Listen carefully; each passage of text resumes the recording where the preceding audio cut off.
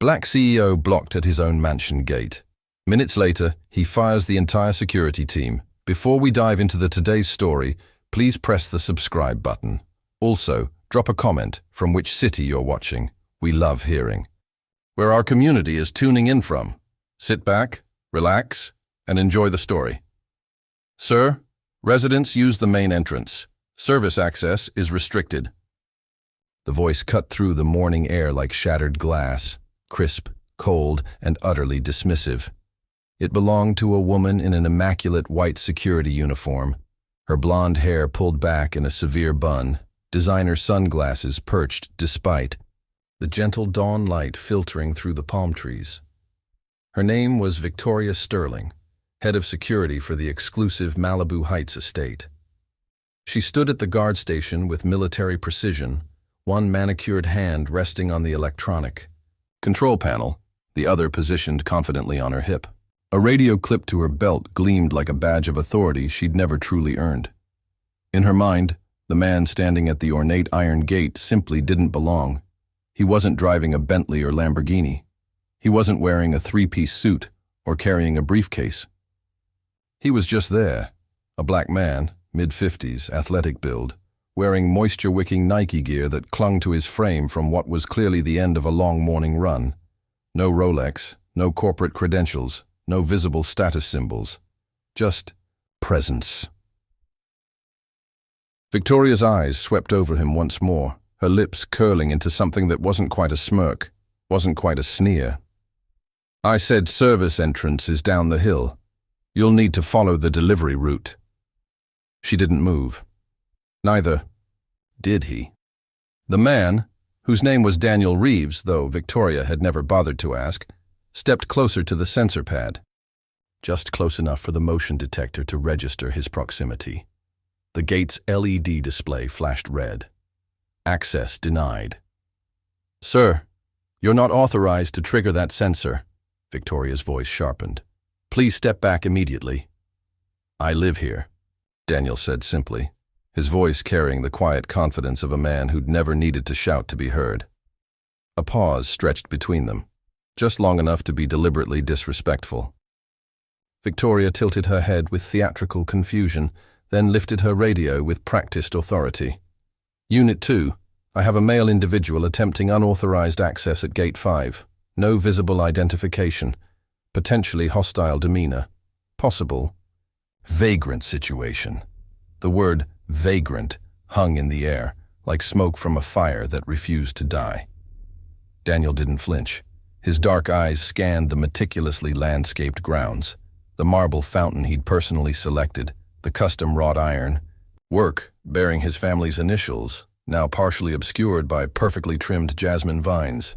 He had designed every element of this entrance, chosen every stone, approved every architectural detail. But none of that mattered in this moment. All Victoria saw was a black man in athletic wear, and that was enough to activate every prejudice in her playbook. Behind him, a white delivery van pulled up, its side emblazoned with Sunshine Florists in cheerful yellow lettering.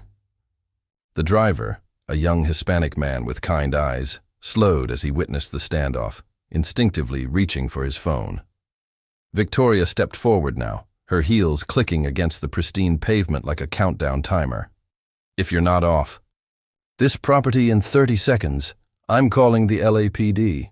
Trust me, trespassing isn't taken lightly in this neighborhood. Daniel raised an eyebrow, finally speaking again with that same measured calm. Do you always threaten residents like this, or just the ones who don't arrive in luxury vehicles? Victoria's voice turned razor sharp.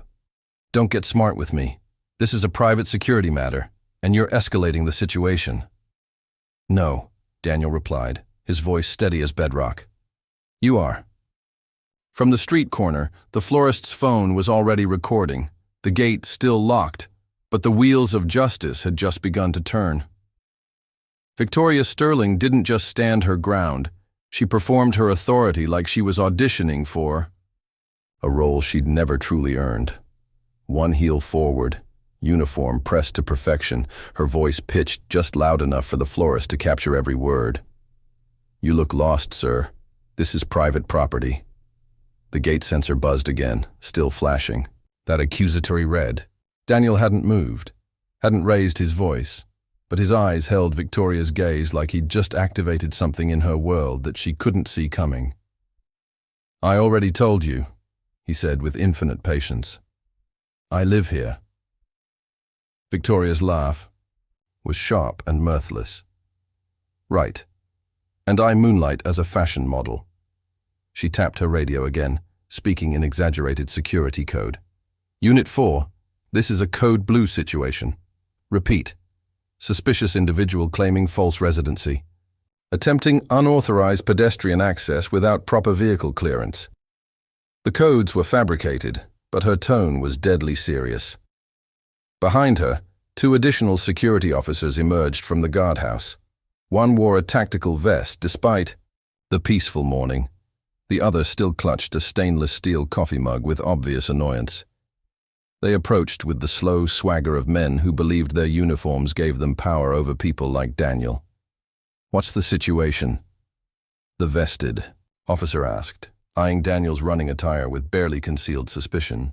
Someone who thinks he owns the place, Victoria replied without breaking eye contact with Daniel. The second guard squinted at Daniel's shirt. You here for maintenance work? Before Daniel could answer, Victoria cut in smoothly. He claims he's a resident. We're still verifying his story. You could just ask for his name, the younger guard suggested hesitantly. Victoria silenced him with a withering glance that could have frozen fire. Daniel exhaled slowly, deliberately. I don't need to prove my identity to people who haven't earned the right to question it.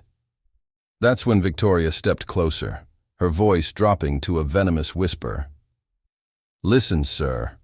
I don't know what kind of social media stunt you're trying to pull, but this isn't one of those viral TikTok moments. You're not getting famous off me. Daniel's half-smile held no warmth, only resolution. This isn't for TikTok, he said with quiet intensity. This is for legacy. Victoria flinched as if he'd struck her.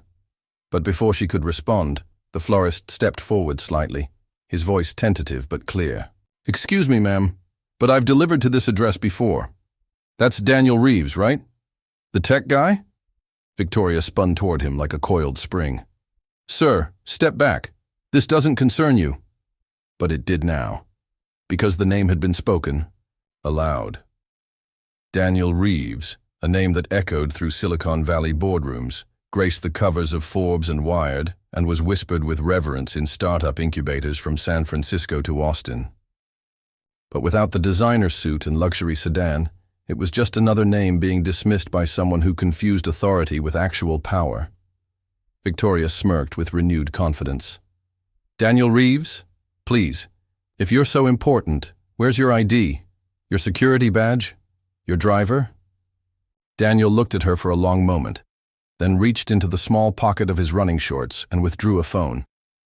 The device was elegant, but showed wear. A cracked corner on the screen, the patina of daily use. He dialed a single number. Sarah, he said calmly. Initiate Protocol 7. Full override. Verify primary ownership and open all access logs. On the other end, a crisp voice responded immediately. Confirmed, Mr. Reeves. Executing now. The moment his assistant said his name over the speaker, both guards shifted uncomfortably. The coffee-holding officer lowered his mug. But Victoria laughed. A phone call? That's your power move? Anyone can hire someone to pretend. Then it happened. The gate unlocked with a soft electronic chime, and above them, the estate's central security system spoke with automated clarity. Gate override. Successful. Daniel Reeves, primary resident. Malibu Heights Authority verified by ReeveTech Systems. The silence that followed was deafening. The florist lowered his phone for just a moment, then raised it again with renewed purpose. Victoria's lips parted, slightly, but no words came. Daniel stepped forward, still calm, still composed, still home. Victoria Sterling froze like a deer caught in headlights, her fingers hovering over the control panel as if she could somehow rewind time by simply not moving. The automated announcement, Daniel Reeves, primary resident, reverberated through the morning air like thunder in a cathedral. But she recovered with the desperate speed of someone whose world was crumbling in real time. Too fast. Too forced. Override. Or not, she snapped, turning back to face Daniel with renewed defiance. You're not walking through this gate. Behind her, the younger officer in the vest shifted uncomfortably. Ma'am, if that's his gate system. I said not yet. Victoria cut him off, her voice beginning to crack under pressure. The system could have been compromised. We need to escalate. This for internal verification protocols. Daniel didn't respond. He didn't need to. Because just then, the florist stepped forward again, phone still recording, camera still capturing every moment of this spectacular implosion. You're really doubling down, he said, his voice shaky but loud enough to carry across the street. That gate system just confirmed his name, his address, his ownership. What else do you need? DNA analysis? Victoria whirled toward him. I told you to step back. This is a restricted security zone. The florist took a step back, but only to get a wider shot. His voice grew stronger, more confident. Yo, whoever's watching this stream, pay attention. This man just got denied entry to his own mansion. The computerized gate confirmed him as the owner. Security still won't let him in. We're really still doing this in 2025? Another car pulled up behind the florist, a sleek black Tesla with tinted windows. The driver rolled down her window halfway, revealing a professional-looking Latina woman in her 40s. What's the delay here? She asked with the impatience of someone with places to be. The younger officer muttered, It's complicated. The florist turned to her, his camera still rolling. Not really complicated at all. They're trying to block the actual owner of this place from entering his own property. The woman leaned out further, her eyes focusing on Daniel with growing recognition. Oh my God, she whispered, her voice carrying farther than intended. That's Daniel Reeves from ReeveTech. I've seen him at the conference center. Victoria heard it. Everyone did. Her carefully constructed authority began to slip like sand through her fingers. You can't just walk through because you claim to live here, she said, her voice rising with desperation. Daniel turned to her now, his gaze steady and unrelenting. No heat, just the immense pressure of truth. I didn't claim I live. Here, he said with deadly calm. Your own system confirmed it. And unless you're planning to override your own security protocols, I suggest you step aside. The silence that followed was thunderous. The young officer scratched the back of his head nervously. Ma'am, we are supposed to follow system verification. Procedures, aren't we? Victoria's voice dropped to a threatening whisper. You want to let him in? Fine. When this turns out to be some kind of elaborate scam, when corporate finds out you ignored proper security protocols, it's your job on the line. The officer hesitated, then quietly took a step back. But Victoria didn't move. Instead, she took a single step toward Daniel. Too close, too defiant, too desperate. You think having your name in a computer makes you untouchable? She hissed. People spoof access systems all the time, especially people like you. That's when Daniel spoke again. Not loudly, not angrily, just with the finality of a judge delivering a verdict. People like me built this entire neighborhood. A collective gasp rose from the Tesla driver, from the florist, even from a jogger who had stopped on the sidewalk with her coffee cup halfway to her lips. Because now this wasn't just about access or authority or even racism. This was about history. This was about presence. This was about power recognizing itself. Victoria blinked hard, and for the first time since this confrontation began, she took an involuntary step backward. Victoria Sterling's designer heels clicked backward once, then forward again, like she was trapped in some cosmic indecision between retreat and doubling down. But pride, that toxic, all-consuming pride, made the choice for her.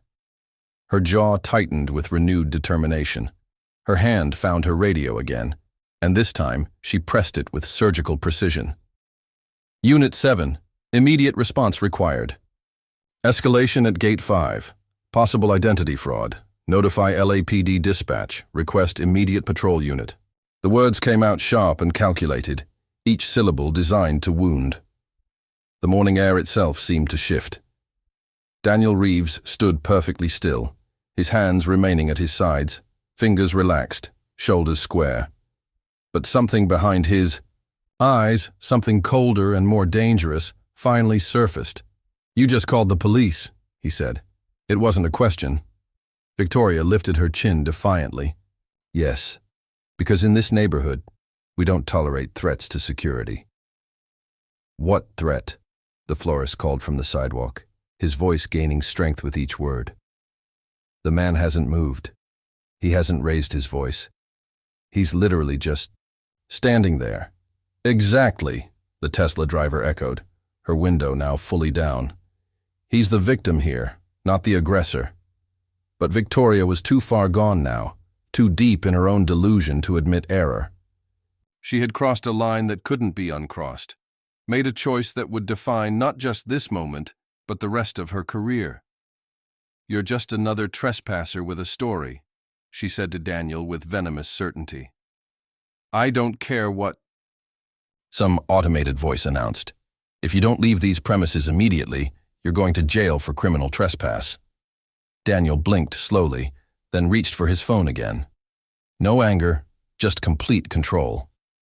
"Sarah," he said as calmly as someone might order breakfast, "they've escalated to law enforcement. Activate Phase 2. Full system audit, real-time compliance logging, broadcast on my executive channel." On the other end, his assistant's voice was cool and immediate. "Understood, sir. Phase 2 live. All security footage archiving now. Your ownership records are front-facing public. Gate logs fully archived. Victoria Sterling's escalation has been time-stamped and flagged." The moment Sarah spoke her name, Victoria's face changed completely. Her spine straightened, but her mouth fell slightly open. Because now this wasn't just a man in running clothes claiming ownership of a mansion. Now it was documentation. Now it was corporate oversight. Now it was her name being permanently logged, in a system that would follow her for the rest of her professional life. Behind her, the junior officer's eyes went wide. "Wait, this is actually serious? You told him who he was and you still—" "Y'all didn't listen," the florist interrupted, his voice carrying the weight of someone who'd seen this tragedy play out too many times before. "The man told you exactly who he was." Another voice joined, the chorus, a young black woman in workout gear, earbuds still hanging around her neck. "I live 4 blocks down. I've seen him jogging this route every morning for 3 years. Same time, same path." Victoria spun around like a trapped animal. "This is not your concern." "No," the woman replied with quiet strength. "But it's definitely yours. And you just made it very, very public. Because phones were everywhere now. Not just the florist. Not just the Tesla driver. 5, maybe 6 devices pointed in their direction. And Daniel hadn't moved a single inch. He stood there as if the ground itself acknowledged his right to be there. The security gate buzzed again, still showing green, still open, still waiting. As if to remind everyone that the only thing broken in this entire situation was Victoria's judgment. The electronic buzz of the gate echoed like a final verdict. Green light, open access, automatic recognition. But Daniel still didn't walk through. He remained exactly where he was, not because he needed to prove anything else, but because this moment wasn't finished yet. Not until it was fully witnessed, not until it was completely understood. Victoria. Sterling stepped away from the control console, her hand visibly trembling now, though she tried to mask it by adjusting her radio clip. The 2 officers behind her had gone completely silent. One of them was finally checking his tablet, his face growing pale as he read.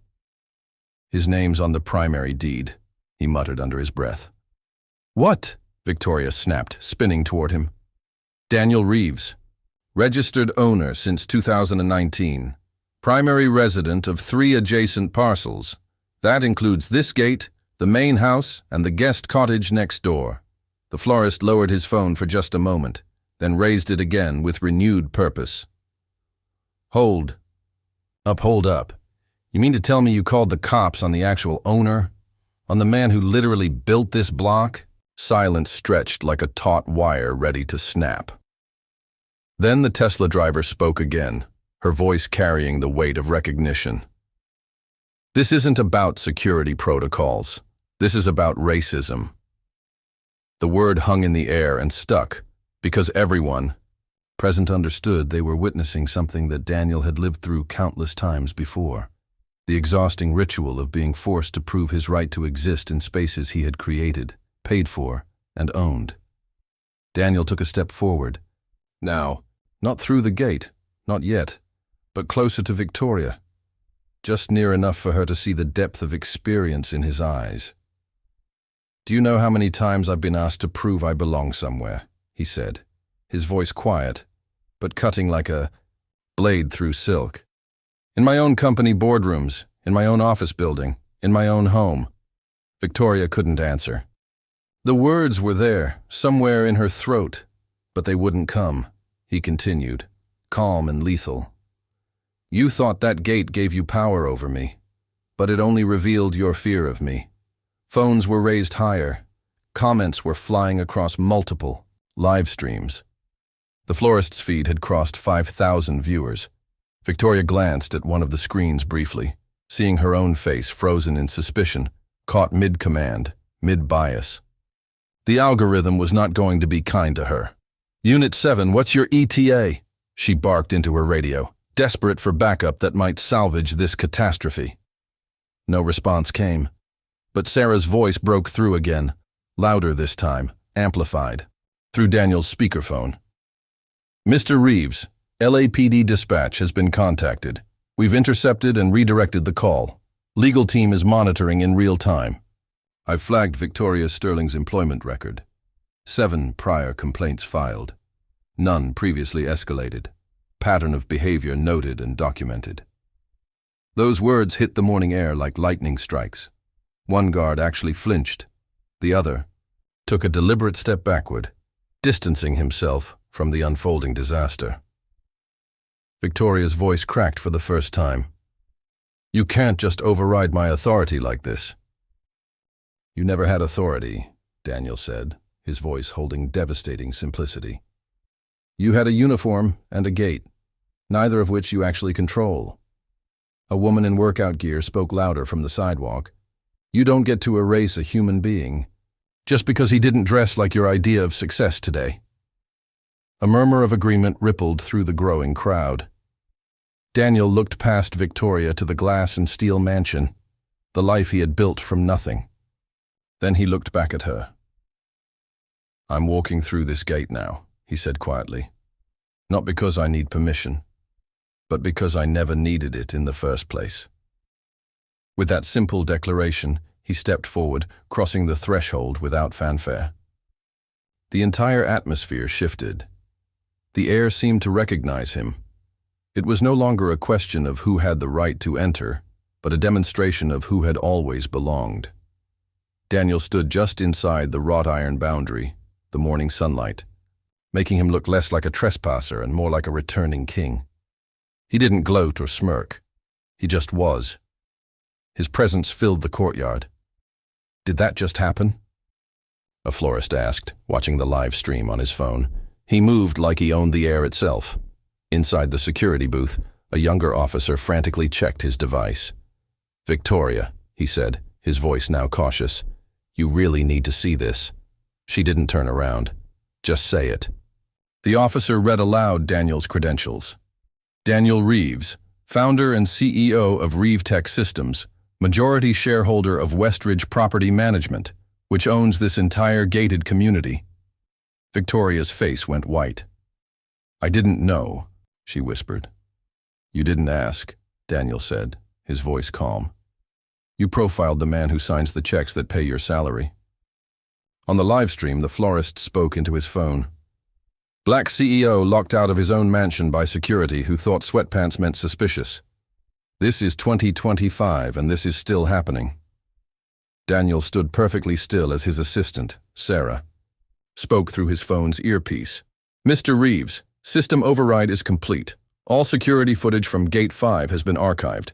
Legal recommends immediate suspension pending full investigation. This isn't revenge, Daniel interrupted, his voice a quiet statement of power. This is accountability. Victoria was a statue. Her radio was dead, her badge powerless. The younger officers backed away, telling her they wouldn't put their names on this. The crowd was growing, recognizing Daniel. I didn't mean for this to escalate, Victoria pleaded.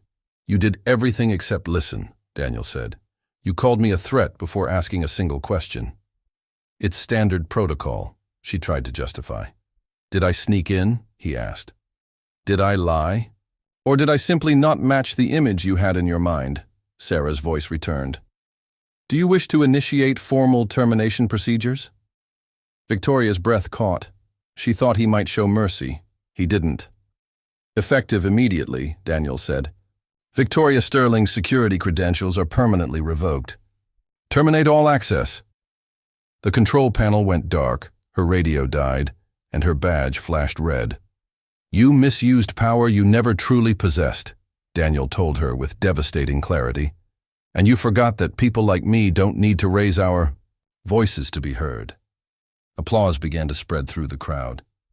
You tried to erase me the moment you decided sweatpants meant I didn't belong. Sarah's voice came over the estate's PA system, announcing the termination. Victoria's voice finally broke. I didn't know who you were. That was never the problem, Daniel answered, his words carrying the weight of a lifetime of similar experiences. The problem was that you didn't care to find out. He looked at his house. Reset the entire system, he told Sarah, then louder to everyone watching. From the foundation up. The crowd's phones were now capturing a masterclass in how real power operates with quiet dignity. Daniel, in his running clothes, stood calm and undeniable, reclaiming his authority. The street was completely still as people watched, silent, witnesses to a simple confrontation that had become a live broadcast of dignity winning. The crowd was rapt. The florist, still live streaming, murmured, "He never raised his voice once, still changed everything." The comments on his stream were a torrent of support. This is how real power walks. Never judge a CEO by his running gear. She tried to guard the gate, but he owned the land. A woman with a yoga mat stepped forward. Mr. Reeves, how do you stay so calm?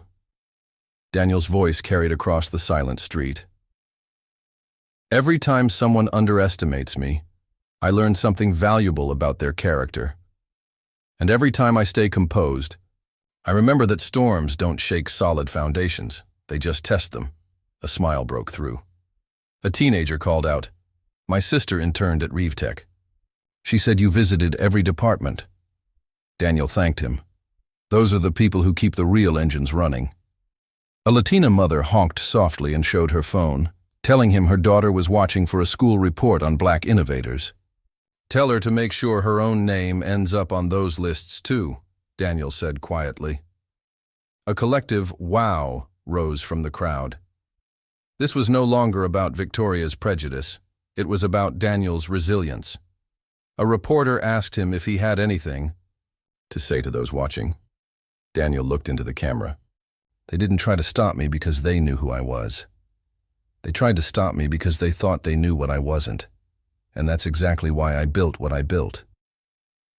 I didn't raise my voice. I didn't make threats. I simply stood still and let the truth do the heavy lifting. He delivered his final line, one that would be quoted for years. You can't evict dignity from its own home. The crowd didn't cheer. They had witnessed a masterclass in maintaining humanity. Daniel nodded to them, then walked up his steps. The door closed with a soft click. Inside, he stood in the foyer and looked at a portrait of his grandmother, a reminder of the spaces she was never allowed to enter. He closed his eyes, remembering a security guard's words from his youth. This event ain't for you people. This time I didn't shrink. he whispered. This time I didn't leave my dignity on the curb. He walked to a side table and picked up a journal. On the first page were words he'd written 15 years ago. Legacy isn't what you leave behind. It's what they can't take away while you're still here. He traced the words, then spoke to an invisible audience. You don't have to raise your voice to raise the standard. You don't need permission to walk in your purpose. You just need to remember that presence is power, and dignity is a decision only you can make. He closed the journal. Next time someone tries to guard a gate you built, remind them you own the land it stands on. The revolution, it turned out, didn't need to be loud. It just needed to be undeniable.